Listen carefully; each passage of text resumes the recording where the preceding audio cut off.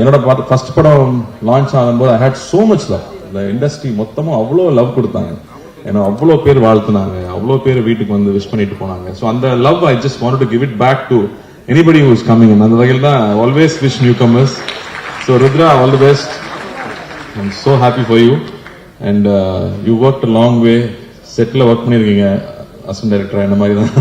So I think you appreciate everybody's work. ஏன்னா ஹீரோனா நீ மட்டும் தான் சினிமா இல்ல, சுத்தி இருக்கிற அத்தனை பேரும் தான் நம்மளை தூக்கி நிப்பாட்டுறாங்க போது நம்ம அங்க இருக்கும்போது ஒவ்வொருத்தரோட ஒர்க் நம்ம அப்ரிஷியேட் பண்ண கத்துக்குவோம். So it's a very good lesson and I think you have a very nice voice, you have a great smile and இந்த படம் ட்ரெய்லர் பார்க்கும்போது first thing you caught is the youth னு சொல்லலாம், அதாவது the energy. இப்ப ரொம்ப சீரியஸான cinema ஆயிட்டோம். நம்ம வெற்றி சார்ட்ட தான் சொல்லணும், ரொம்ப சீரியஸ் ஆக்கி விட்டீங்க எல்லாரையும்.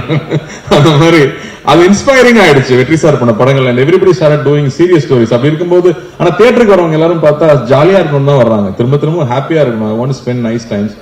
அண்ட் நம்ம காலேஜ் படிக்கும் போது அப்படிதான் இருந்துச்சு படங்கள். இந்த மாதிரி ட்ரெஸ் போட முடியாதா, இந்த மாதிரி பொண்ணுகிட்ட பேச முடியாதா, இந்த மாதிரி பைக்ல ஒரு பொண்ணு கூட போக முடியாதா, அப்படி சோ மெனி திங்ஸ் இன்ஸ்பைரிங்கா இருக்கும், ஜாலியா இருக்கும், நல்ல மொமெண்ட்ஸாவே இருக்கும். சோ அந்த எல்லாமே இந்த படம் ப்ராமிஸ் பண்ணுது.